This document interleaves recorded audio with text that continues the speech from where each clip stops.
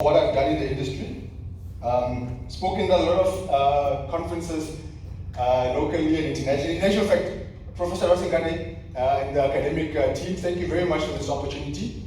It really means a lot that I get to be able to impart a few tips, pearls to the students. And I believe that the reason why you asked me to come and do this was because of my broad overview and involvement in the eye care industry, from speaking at various local and international conferences to creating online platforms, learning development courses, running business consulting services for the eye care industry for various practices locally and internationally, publishing various books that are being utilized the world over. And as Prof mentioned, do this company with the amazing Dr. Daryl Glover called iAfrica Media, and also another media company called Activate. And so yeah, the presentation topics for today are going to be focused on 4 areas: unpacking key components of optometric practice, or the eye care industry as a whole.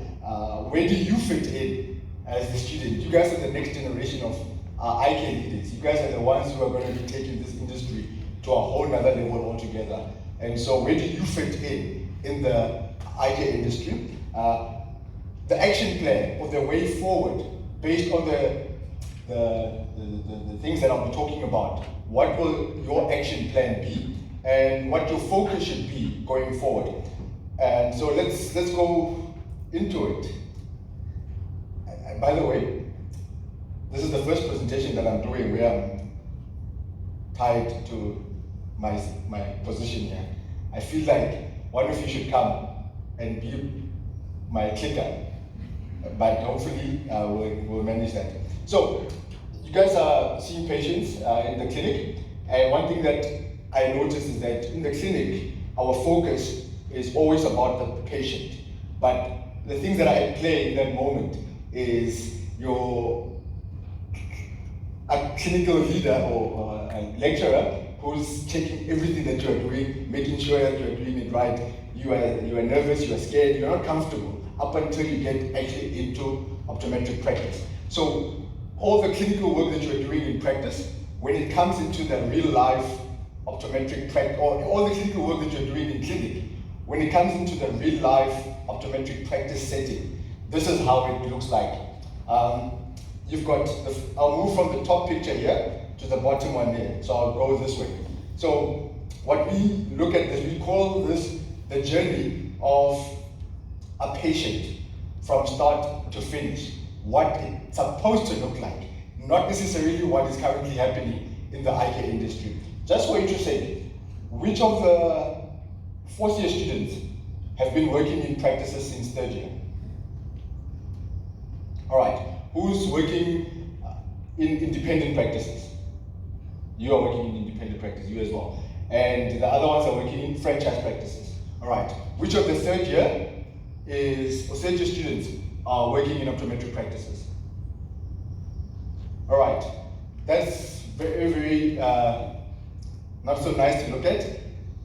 I was hoping that the whole class will have raised their hands. Reason being, why would you wait until you have qualified to get into the marketplace?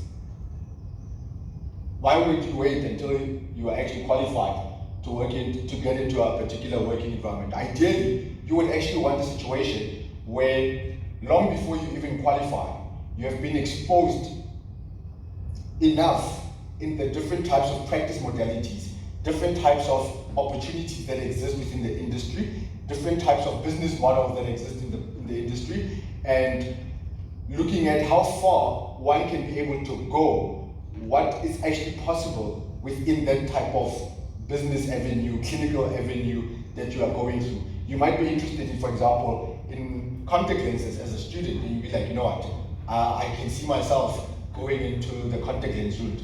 But if you're not already in 3rd year, 4th year, going to practices in Cape Town, going to practices in KZN, going to practices in the Free State, in Gauteng, looking at the people that are operating at the highest level within the area that you are liking. What actually are they doing? What kind of life are they living? What type of day-to-day optometric practice are they having? So if you still have time, 3rd year students, to literally get into practices. What I used to do when I was in first year optometry practice, optometry school, I actually worked in practices from first year, along with other students. And if I look now in the industry, some of the students that come from this university particularly are the ones that have gone out and done extraordinary things here in South Africa from an optometric point of view. Some of the most amazing business leaders, young business leaders, who are doing the kind of optometry that patients deserve, actually come from this university. And when I look back, they did not wait until they finished to start working in various practices. They were exposed earlier on, so that the time they qualify, they already know that I don't want to be this type of optometrist. I don't want to have this type of practice. This is the benchmark that I've seen being held in the industry from a pediatric point of view, from a binocular vision point of view. This person is not dependent on basic optometric services. This particular practice is operating at this particular level, and this is the type of practice that I one day want to be working in or owning one day. So that will just set you a miles apart in terms of getting yourself enough exposure within the industry and go beyond the practices. See, some of you guys are holding trial cases that are sponsored by SLO. Some of you guys are, previous years they used to be sponsored by Zeiss. Contact lens companies come here. Various industry come here. Take advantage of the access that you are having to those people, because you will soon discover that when you finish, the industry is quite different out there. There's a lot of stakeholders, there's a lot of people that influence the industry that have got nothing to do with the academic environment. They've got zero interest in the academic environment. And then there are those that absolutely are passionate about the future of eye care leaders in the industry. And so you have to find a balance by exposing yourself to as much as you possibly can while you're still in optometry school, because then that will carve your trajectory going forward. What you will achieve in 10 years, you will achieve in 5 years, because you will know exactly who do I need to have in my corner, who do I need to go spend time with, which practice environments are ideal for me, so that when you now qualify and you are looking for a job, you would have already put yourself in a situation where your name is out there, you are marketed, people know you, people have seen your clinical work, people have seen how you are in practice as a student, because that will lay the foundation of how you will be when you are practice. So when people come and offer you work, you will not go for the most basic optometric practice modalities based on the fact that you want money. You will be saying, you know what, I, in third year or second year, decided that I want to have this type of optometric career, and I'm not going to settle for anything that does not resemble that type of practice. And you will know what type of job opportunities you deserve, not the ones that you're settling in for. Make sense? I hope it does. So, the journey of a patient, we take it from here, where you educate the patient. One of the first things that we talk about in case history, funny enough, which is why we're here, was when we're sitting with the patient, the first thing that we are doing, remember I said I didn't forget about you, Johan, what's the first thing that we try to get when we are sitting in front of a patient doing case history? No. That's not it. I'm going to just keep asking you guys, what's the one thing that you want out of what you're doing with the case history? What is it that you actually want to get?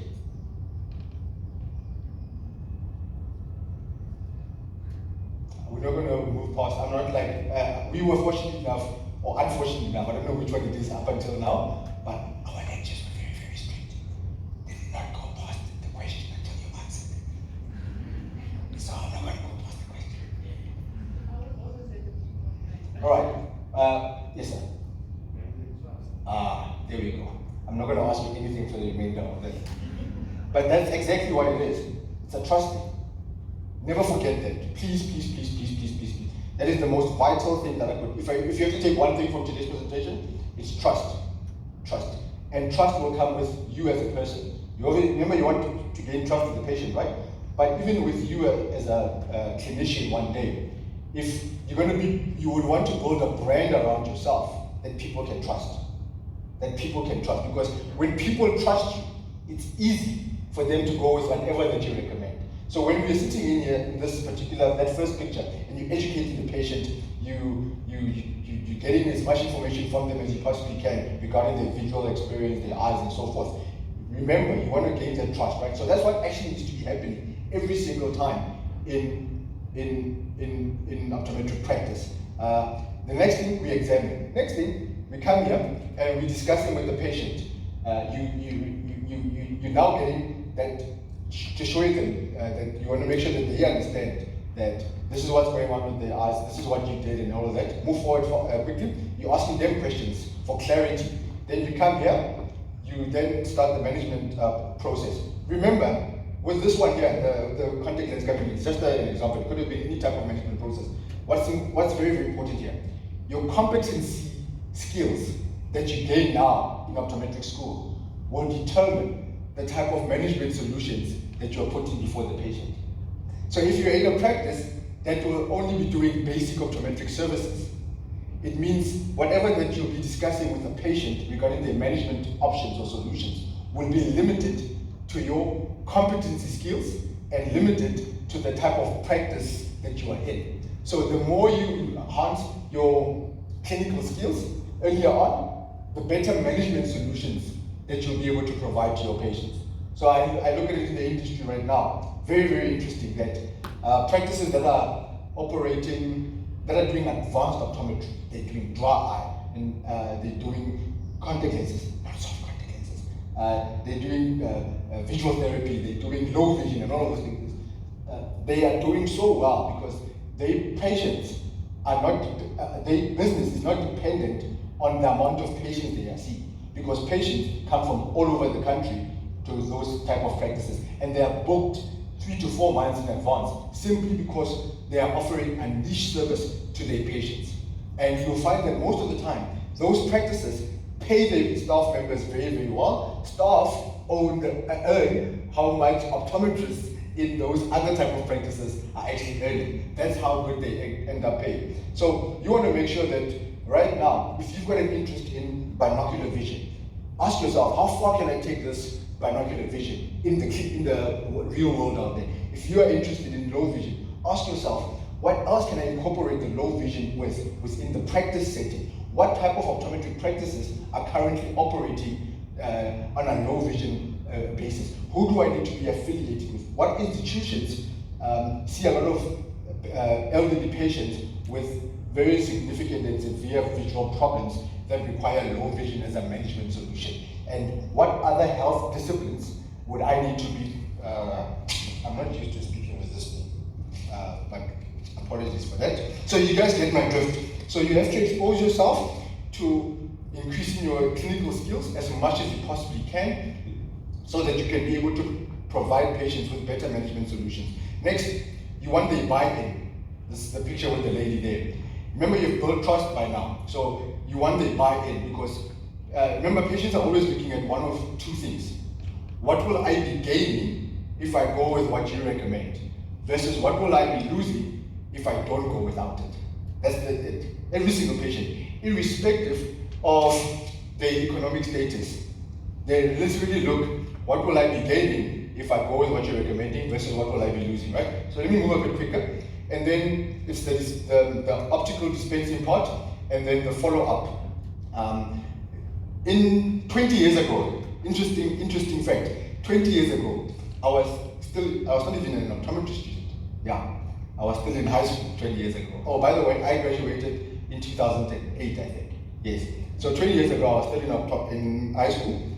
When optometry practices did follow-ups and recalls, they used to call patients to say, it's now time for your annual eye examination. 10 years ago, they were still doing the same thing. 20 years later now, with all this technology, guess what practices are doing? They still send SMSs. Imagine that. In 2022, practices are still sending text messages and calling the patients or sending email reminders to say it's time for your annual eye relationship. Yet for the way I look at it is that I've got multiple pairs of shoes, I've got multiple jeans, I've got jackets, I buy this all the time. And yet all those things are not as important as my eye. We are taught in school that patients see optometrists every 2 years, right? The medical aids and all of that, they pay every 2 years or every year, depending on the clinical condition that you are dealing with, right? But that has got nothing to do with how often patients can be buying eye care products from you, right? Who agrees with that or who disagrees with that? So just because people can test their eyes every 2 years, it's got nothing to do with the fact that they can buy glasses every 4 months. So you have to change your mindset that even though the industry norm would be every 2 years, that goes on every single time. Your responsibility at the end of the day is to do what's best for the patient. To be able to, you said the chief complaint at the beginning, part of that chief complaint is to know the lifestyle needs, the visual requirements, visual demands of that patient and all of that type of stuff. What does that person do for a living and all of that? But when you make it in real life setting, if someone says, I do a lot of sporting activities, if someone says, I do this type of activity, your management solutions should not be either or. Should always be, for example, if someone says they cycle around, right? There's wear and tear that person will experience on their glasses. You have to educate the patient about that so that they then already from the onset of them wearing glasses, especially these glasses that they're going to be using for those type of activities, they already know that I cannot be wearing this for the next 2 years. Technology changes, products change every single time. So you want to make sure that they come and get those products regularly. And so when you're following up with patients, you need to make sure that you, in 2022, you really get to know your patients. Really think about already now. What I used to do in practice, or in school actually, you see some of you, I see you've got a notebook. So what I used to have in my optometry school, I used to have a notebook like this. And what I used to write in the notebook was every single patient that I managed, that I helped in the clinic, and what did I prescribe for them. Then I would go back whenever the season that we were in optometry school was a bit quiet, and I would actually go and look at what is the latest. So even when I was a student, I would prescribe whatever the clinic does, but then I would take it further and look at, in the industry right now, in South Africa, what is the latest, what is the most advanced management solutions pertaining to this, which I'm constantly seeing every Friday in clinic. So I did not limit my exposure to what I was taught in optometry school, because then it sets you apart, and you are able to build relationships with the suppliers, the reps that keep coming to the school, and you're finding out, hey, I was doing some research and this is what I discovered.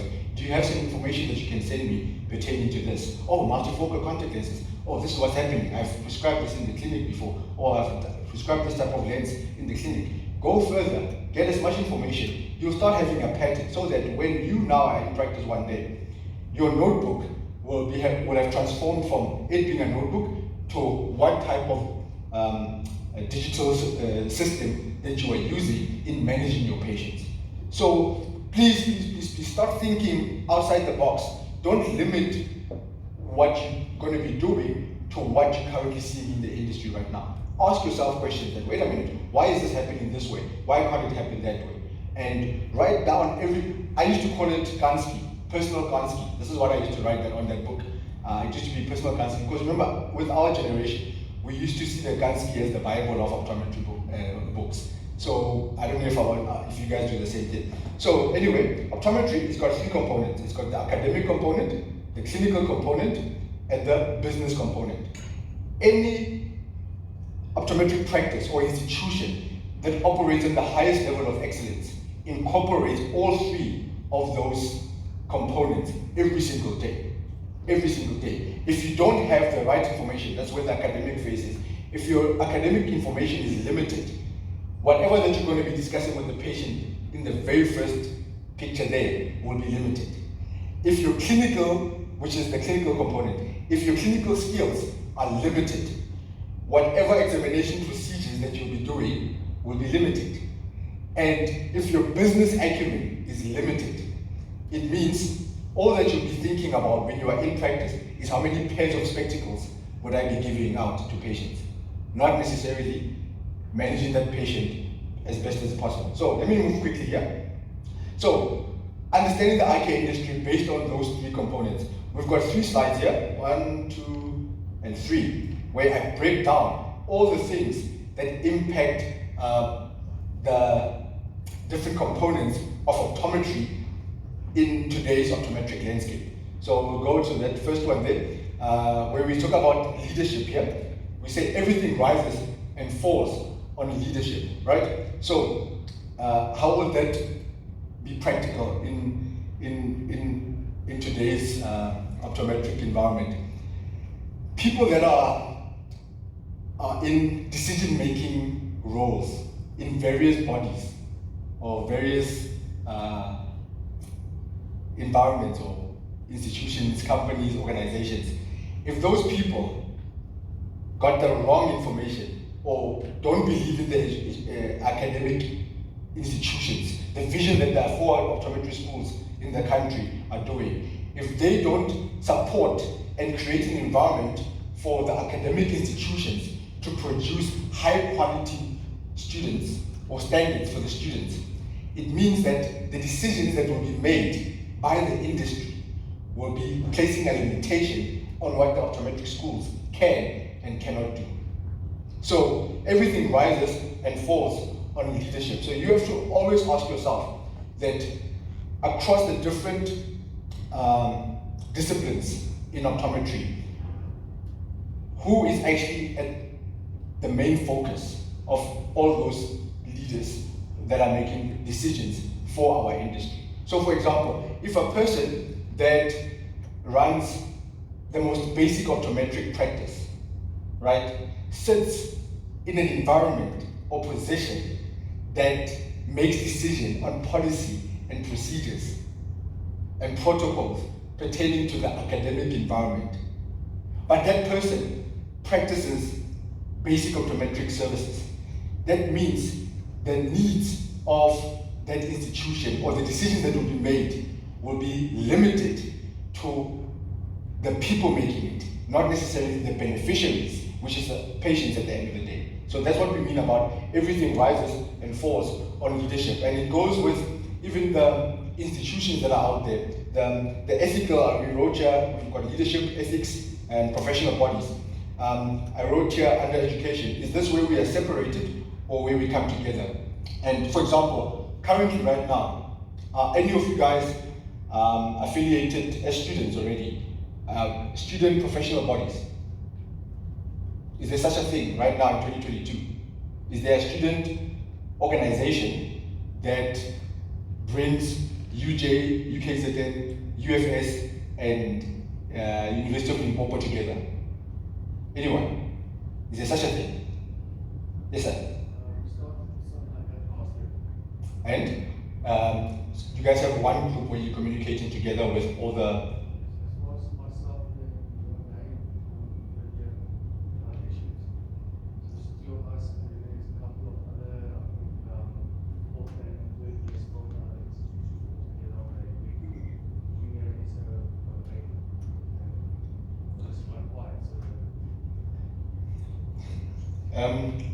They are the academic leaders, they are business leaders, they are highly qualified clinicians out there in the industry right now. Whatever support that you guys need, we are there for you guys. That is what the industry desperately needs. Because if you guys don't take charge of your industry as students, the industry is going to be taking charge of you guys. And everything that you're going to be walking into will be very, very frustrating. You will not be experiencing the optometry that you envisioned because simply there was no one speaking on your guys' behalf. So for every optometry conference that takes place in the country right now, there should be something from the student side of things.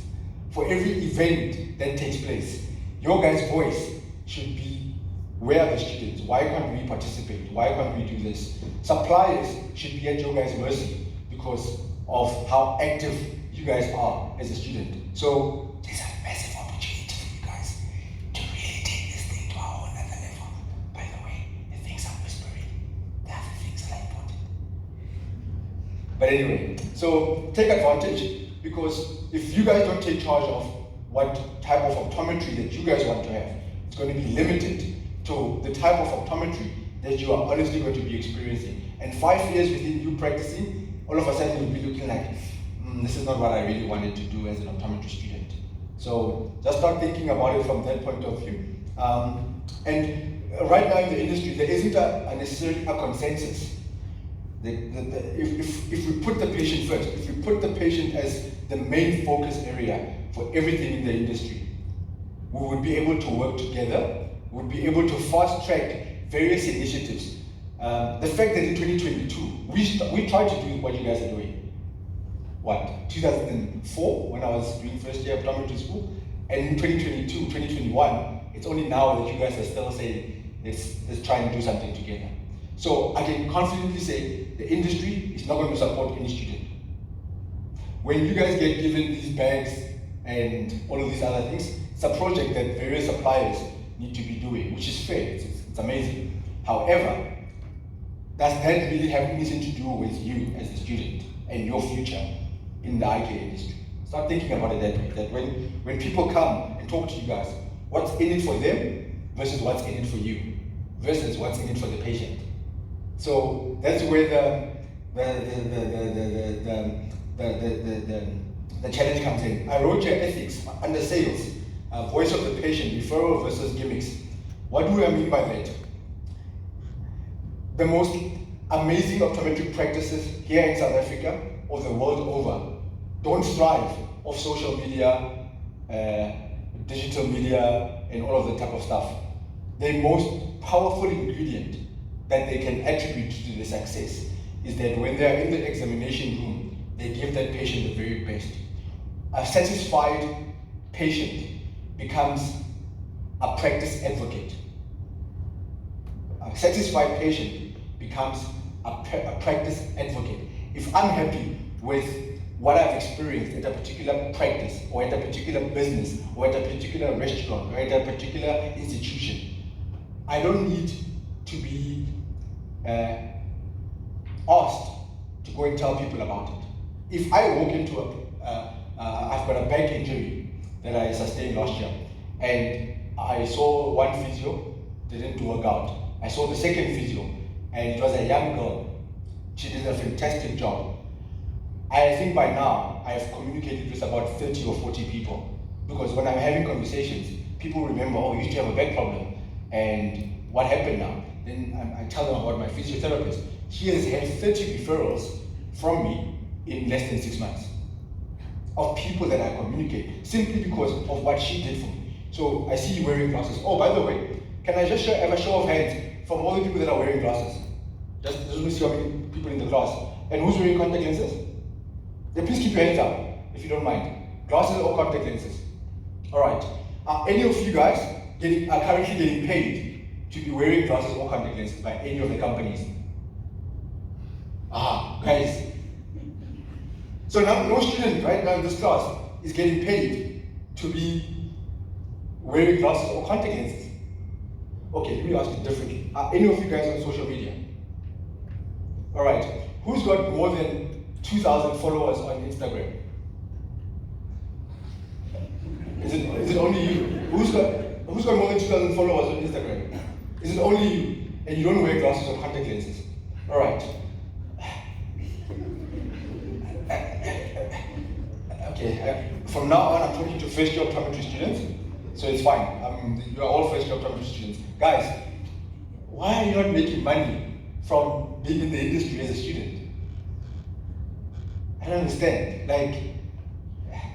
But this is a topic for another day. But honestly, you need to be taking advantage of your advantage. So I'll send this to Belinda. I'll send this slide to you so that all the students can have access to this slide. These 3 slides with a breakdown of exactly what happens in the industry, and I'll put notes on each and every single heading. Will that be okay with you guys? So that you can actually have a clear picture of the industry and everything pertaining to it. But I wrote here under competencies. I think I already touched base on that. And this is where you can set yourself apart. Never settle for an environment that does not celebrate or accelerate this. So some of the notes that I put here. Okay. The thing about competency, right? Why it's so important? It's the separation of who is going to enjoy optometry for the next 40, 50 years and who's not going to enjoy the industry for the next 5 to 10 years. Simply because your competency skills determine the type of optometry that you will be doing. Please remember that. Remember the first thing I said, trust. The second thing that I want you guys to remember is the aspect of your competency skills. You're interested in contact lenses? Go all the way. Go all the way. As a final year student, I should be in a position where I ask you, who are the top 5 contact lens practitioners in the country right now? Can anyone tell me that? Then I must take it further to say, who are the top 5 contact lens practitioners in the continent? You get on going with this thing. Same thing applies with low vision. Who are or pediatrics? Or let's put it this way, eyewear. I'll show you a picture of a lady later on who she does all the other stuff. She's got clinical competence. They've got a dispenser in the practice. They've got all the clinical competency requirements that you can possibly think of. But their practice is not marketed as such. Their practice, because of where it's located, they've got the most amazing and most expensive frames, eyewear, and all of that type of stuff. So even though they're providing all the necessary clinical requirements, they've got all the latest equipment, their brand positioning is based on frames and eyewear, which is amazing. Patients are coming for that. But what blows patients' mind up is the fact that when they get there, they might have went there for frames, but when they leave and what they experience when they're there is, oh my goodness, I did not know you guys do this, and this. And when patients talk about those practices, they're not necessarily only talking about the service and the eyewear, but they're also talking about all the other type of stuff. So your competency skills is not limited to the clinical work. Your competency is about your area of interest in optometry. So whatever area of interest that you have right now, go all the way. Otherwise, optometry is going to be a very boring profession for you. You'll find yourself 8 to 10 years from now, busy with better with 1 or 2. In actual fact, at least we had that luxury of experiencing that. You guys have all this amazing technology that's out there in the optometric practices, where a lot of things have changed. So you have to be aware of the type of clinical work that you want to be doing, what type of practices, or what are the type of practices that are out there right now in the cities or areas that I want to live in that practice that type of work. Perhaps, let me give you an example. There's a practice maybe in the Northern Cape, for example, and you want to go back to the Northern Cape because hubby, or your potential hubby, is from the Northern Cape, and you find that, oh my gosh, there's a practice that I want to work in one day. But you get there, there's 2 optometrists, and both of them have been there for a very, very long time.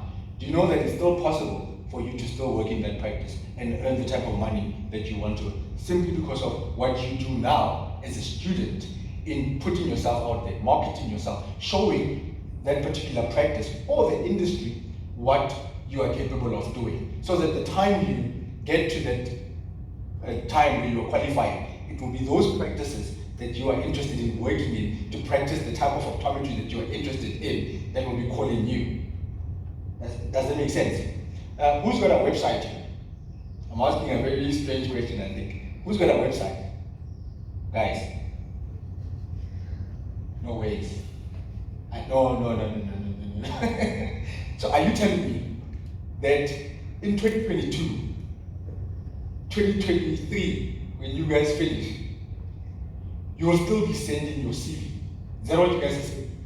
You'll be having what does CV stand for again? Curriculum vitae. Yes.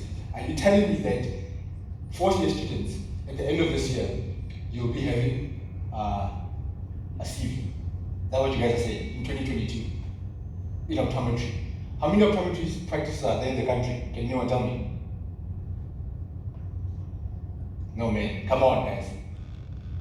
Come. I don't know if you guys want to talk to me. You guys are doing all these amazing things that I'm talking about, or did I say something to or you guys upset, or you simply don't have websites? And because as a student, you have to be having a website. You know what you're going to be doing with a website? I saw some students out there taking pictures before we came in here.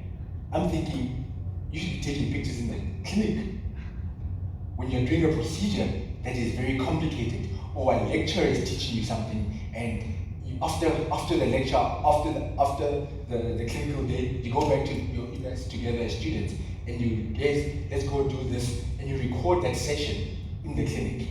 If it's contact lenses, if it's this technology, if it's this procedure, if it's pathology, whatever it is, you constantly go back and build a reservoir of content that showcases your clinical capacity, that shows what you're exposed to, that shows what you did. When I work in practices, I will go and record everything that I'm experiencing in those type of practices that I'm working. You said you're working for an independent practice. I would record everything that I'm doing in there. If I help a patient choose frames and they're very, very satisfied with that, I will ask them for a testimony when they come back to collect their glasses.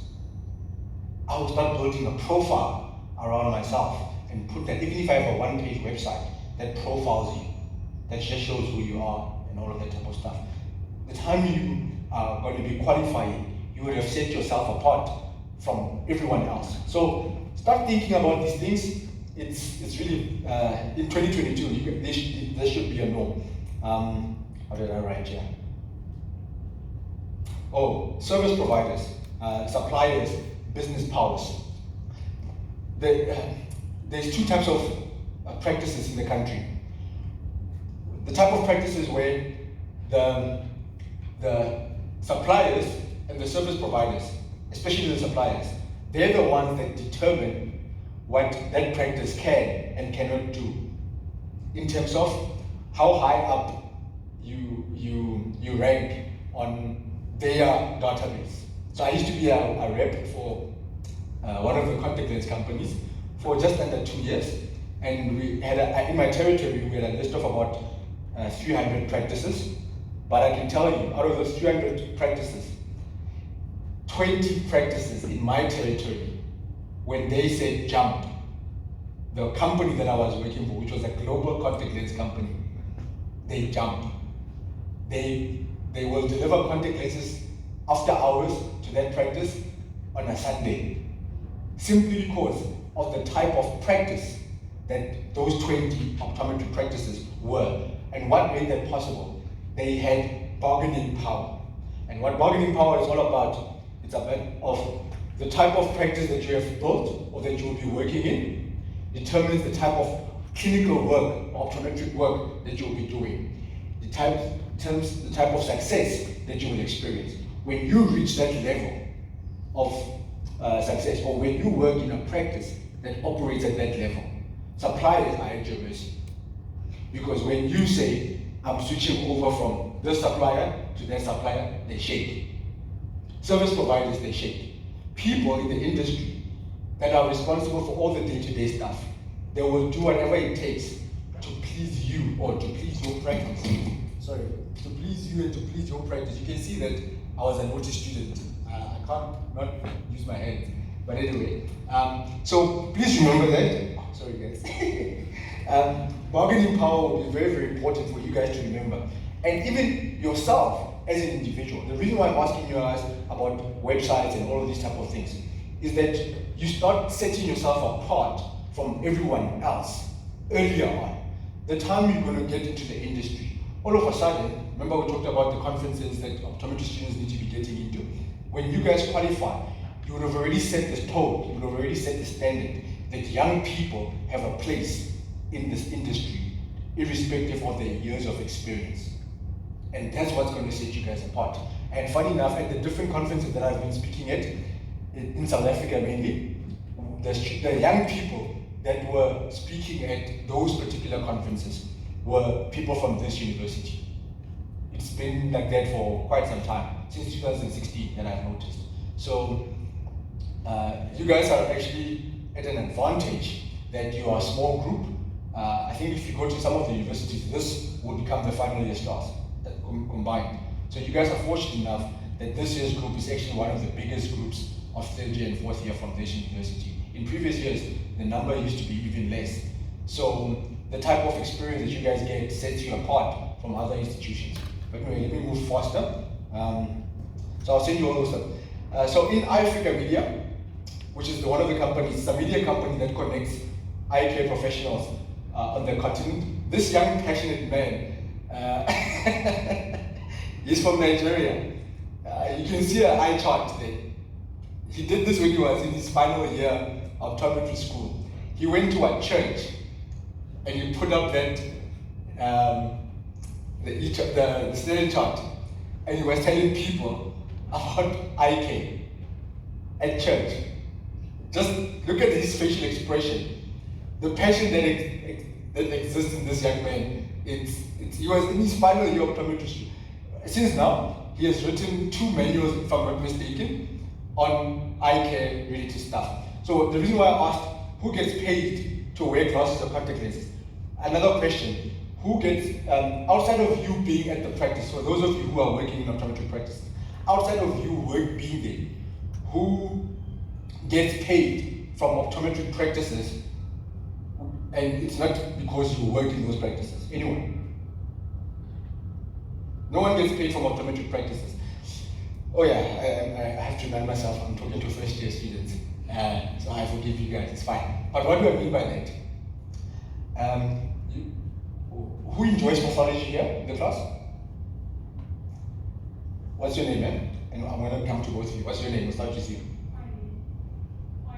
Irene. You enjoy pathology? All right. Which area specifically with pathology? Anterior. And you? Posterior. All right. Are you both on social media? Are you on Facebook or on Instagram? Both. And you? Both. All right. So what's stopping either of you to create an eyewear name or eye care name or brand, and every month you just start writing articles? You take what you learn from the World's Eye Manual or Gansky, whatever the prescribed book that you have, and every month you just take one topic and you write it from your perspective as a student, and you just write that article. Start there. Then after 3 or 4 articles that you have created, even if you don't have to create a separate name for it, even if you're doing it for yourself and you start educating people, better yet, who's got a YouTube channel here? No man, guys. No man. Like, I would not even write the stuff. I would just create a YouTube channel and start educating people about the eye at your level. Then after 3 or 4 months of doing that, I would go to optometric practices and say, hi, can I write your newsletters every single month? Does it make sense? And if you've got 2,000 followers, I would be like, this is what, I've got 190 people that look at these posts, young people that your practice perhaps does not have access to. So can I write articles for you on a month-to-month basis, or your newsletter, and design? Who's good with creative work and all that type of stuff, right? You go on Canva. Are you on Canva? You do that, you build eyewear stuff, you take it to optometric practices, you start designing newsletters for them. They pay you. Even if they pay you 100 rands a month or 100 rands a newsletter, in a year, that's what? 1,200 rands. And you offer the same service for 10 practices. That's how much? You got the drift. And because you do them all in advance, so that you don't waste time every single month, you give them all the 12 articles or 12 pieces all at once for that. So you collaborate with each other by creating that. She does the content, you do the design. You bring the followers. Come on now. I need to get paid for this. And she gets the followers. You put it together, package it nicely. Video, then the guys who are good in clinical work. Who's from the farm? Given a perfect example, I will start Farming in the Eye series on YouTube. I'm telling you, that's a huge market of all the eye injuries and stuff like that we'll do. Next month, I do something else. Next month, so you start putting all this thing together, and that website that we spoke about, all of this goes onto your website. The time you qualify, you in third year, fourth year optometry, and they're asking you, and you are applying for a job at a practice that will pay you 35,000 rands in your first year working, which doesn't happen. But when you start doing that, you would have shown them the evidence of what you are capable of, what you have produced as a student. Make sense? That sets you apart. So come on, guys. So on our YouTube channel, on Africa Media, if you're not following Africa Media, we pray for you. Things I wish I knew in optometry school. And this is a little video that I want to play quickly of the co-founder of Africa Media. What's up, everyone? It's your favorite optometrist, Dr. Daryl. First and foremost, I want to thank you so much for giving me the opportunity to share some tips on how to navigate the optometric landscape. I have 3 tips that I want to share with you today. But before we get started, I just want to say thank you also to Obi Malone for giving me the opportunity to have this conversation. But let's go ahead and jump into it. When it comes to optometry, you really want to make sure that you have a plan. You can't go anywhere if you don't have a plan. You got to figure it out. You got to know where you want to go. You want to figure out how you're going to make that impact. And the best thing to do is to have a plan. To start with a plan, you want to understand your purpose. You want to understand your vision. You want to develop core values. And you want to figure out how you can get there. So first start off with a plan. That's very key. If you want to do something in pediatrics, have a plan to get there. If you want to do something in industry, have a plan to get there. If you want to own a private practice, have a plan to get there. So rule number 1 is to have a plan. Tip number 2 is to build a network. You really want to make sure that you create a network that's going to help you get to where you want to go. In order to build a network, you have to look at all your friends around you, and you have to develop relationships. See, relationships are key. You want to have relationships in person, but you also want to have virtual relationships as well. When it comes to online, you want to leverage platforms like LinkedIn. LinkedIn is a powerful platform to really help elevate and network with like-minded individuals or people that's in your profession. You also want to make sure that you have a website. I'm a strong fan of websites because websites really are your home base. It's the home base for your digital footprint. So you want to make sure that you have your website so that if anyone hooks you up, it goes directly there and they can understand who you are. You want to be able to narrate the narrative that you want to create for people to understand and learn who you are. So you really want to network. Networking with your colleagues, networking online, that is key in regards to navigating this wonderful profession of optometry. Lastly, you want to make sure that you have great mentorship. You want to have mentorship. You want to make sure that you can have conversation with people that have been where you're trying to go. And you want to look at that conversation not as a one-way thing, but really bi-directional. You want to make sure that that colleague that you seek out to mentor you is giving you great value, but you also want to be able to give great value to them as well. So the key to navigating this amazing profession really stems around 3 things. Number 1, you want to make sure that you have a plan. In order to have a plan, you have to understand your purpose, vision, and have core values to hold you accountable. Number 2, you want to make sure you build an incredible network that's in person, but also online as well. And again, the number 1 platform that I say to really make a difference is LinkedIn. You also want to check out Africa Media. That's a great place to network with like-minded people, colleagues, industry, media, whatever you can think of. And then lastly, you want to make sure that you have a mentor. A mentor can really help and shape and mold you into something great, but open up the door to a lot of opportunity.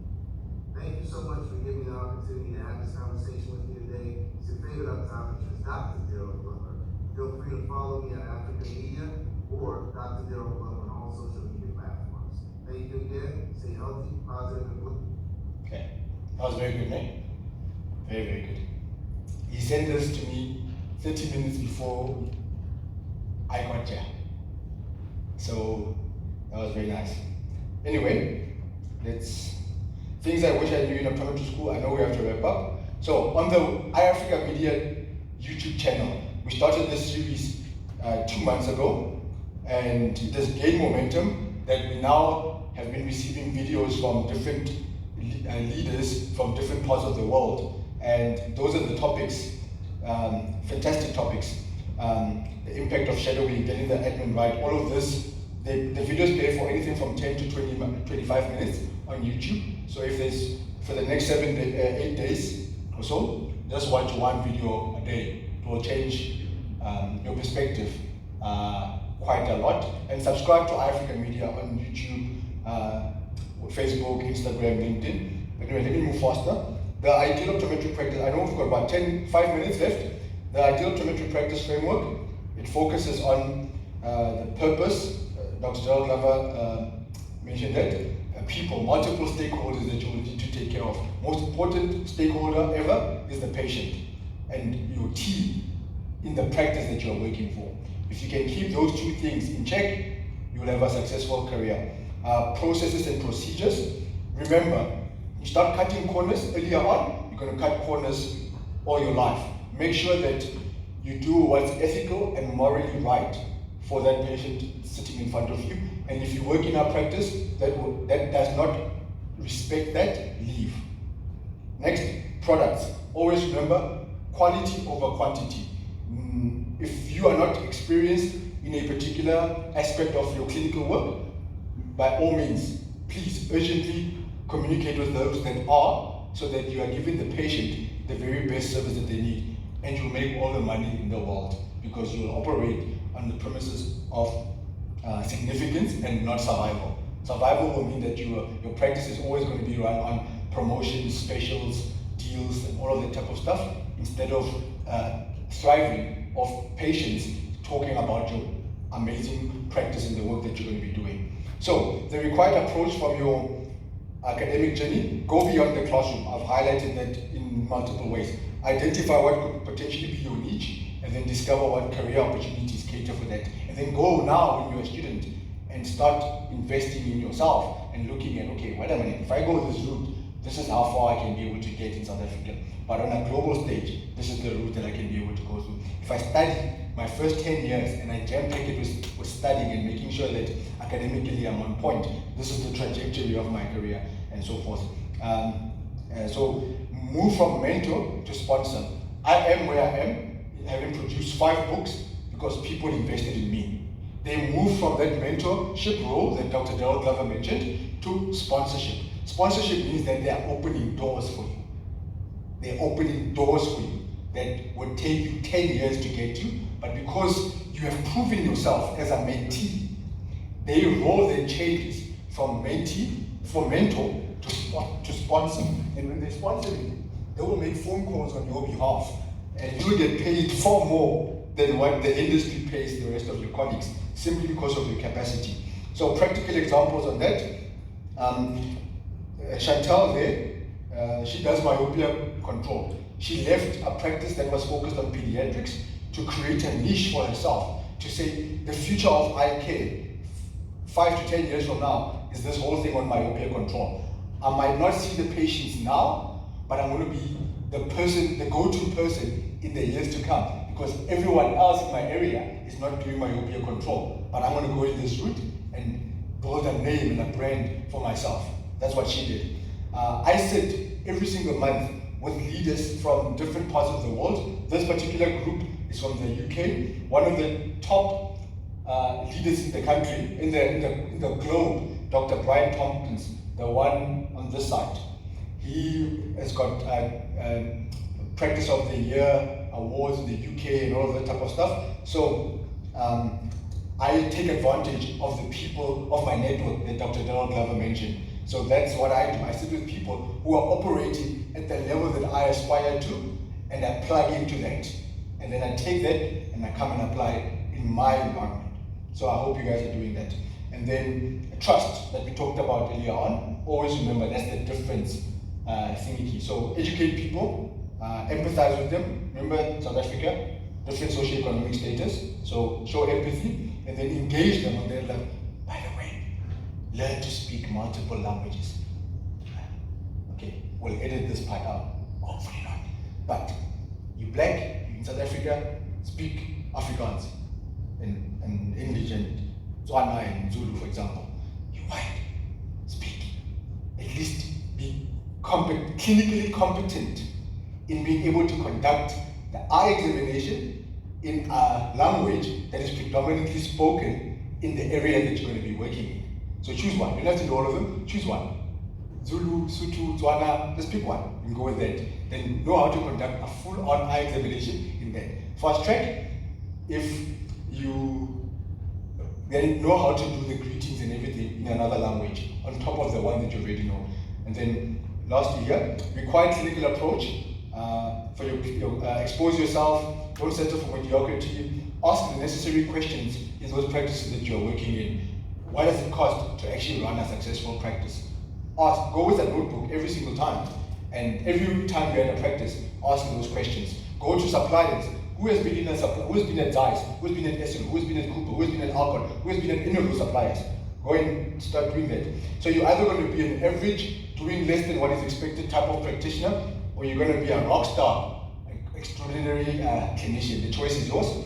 And then, yeah, practical examples. Lisa, she practices in Gauteng. She works for an ophthalmologist. Now she's running her own optometric practice, and she's literally writing articles for Africa Media on different international Facebook groups, LinkedIn groups that are literally all things contact lenses. The type of practice that you want, or the type of optometrist that you want to be, will determine the type of practice that you want to work in. That's basically that there. And if you're not going to be giving the patients the very best that they deserve, this is not the right profession for you, honestly speaking. Patients deserve the best, irrespective of their circumstances. And lastly here, required approach for your business journey. Yeah, this is Professor Nicholas Rumley in the UK, and Google PBR Optometry, fantastic. Yeah, it's learn from the mistakes of people that have gone before you so that you don't have to be making those mistakes. I've shared a lot of posts for you guys today. I hope some of you guys, I'm hoping the entire class today, those who are on social media, will connect with Africa Media, connect with myself, Vision Straight, and we take it from there. And practical examples on your business journey. That lady that I was talking to you about the practice, Shruti Desai, she's in Joburg, fantastic. Remember, with social media, this does not apply to you guys because you guys are not on social media. But if you were, I would literally, it's a perfect platform for you guys to build amazing brands for yourselves as young people. It's going to help you set yourself apart in the near future. But I've talked about the revenue generating activities and all of that. And yeah, thank you for joining this presentation. I hope you really enjoyed it. You guys were so quiet. I don't know what to do today. It's weird, but I hope you guys enjoyed the presentation. And yeah, I mentioned that. This is a student, this is another student going to schools, teaching them about the eye. Just an idea. And after 3 or 4, you can actually get sponsors, suppliers to come and sponsor you to go and do a very nice educational series with students and collaboration. These are 2 colleagues. Annelise does low vision and contact lenses, and Hamida she's built a practice around dry eye and so forth. But they come together in ensuring that what the patient needs is that which the patient will get. And yeah, some stuff on brand building there. This was yesterday, that message there by Dr. Melissa Barnett and Dr. Tom Arnold. And they invited me for the podcast, Global Eyes. And this is the message that they sent after the podcast that they did with me. These are people that I know in the world over who specialize in contact lenses. They've written multiple books and so forth. So to have the honor of them inviting me to the podcast and then having them write that just shows you I don't even practice, guys, anymore. I don't even practice anymore. But I built a brand, and I moved away from clout, because social media can be clout, and I built capacity. I made sure that I know everything that there is to know about contact lenses, pediatrics, myopia control, and so forth. So I only stopped practicing in 2019. Leading up to that, I worked for this guy, Hilton Morrow. Top class practice, 2 practices in Gauteng, and very, very top class practitioner. And he helped me practice the type of optometry that I was aspiring to practice. And so yeah, those are the books that I've written for the eye care industry, or co-written or co-authored. And yeah, I brought some of them there. Fantastic books that will change your life. We wrote that in the midst of a pandemic. It's called A Strategic Guide for Optometrists. Both of them actually came out in the midst of a pandemic. This is the marketing guide, which I wrote with Dr. Darryl Glover, and it sold the world over. And this I wrote in 2021, 2020, and both of them have done incredible work. Please do follow us on all social media platforms under Vision Straight. It will be a complete honor and a privilege to connect with you guys. And follow me personally as well on all social media platforms, including YouTube. And yeah, connect with iAfrica Media, connect with Activate. They are also on the different social media platforms, especially Instagram and Facebook. And yeah, any questions? Thank you very much. I really hope you enjoyed this. Please take advantage of the stuff that I shared. There's so much to be done. You guys are the future of eye care. If you're not interested in taking advantage of your advantage, I don't know what's going to happen. I should not, the stuff that I was sharing today, some of the stuff, I should have been the one learning from you guys. But I'm excited because we still have time to get things right. So yeah, thank you very much, everyone.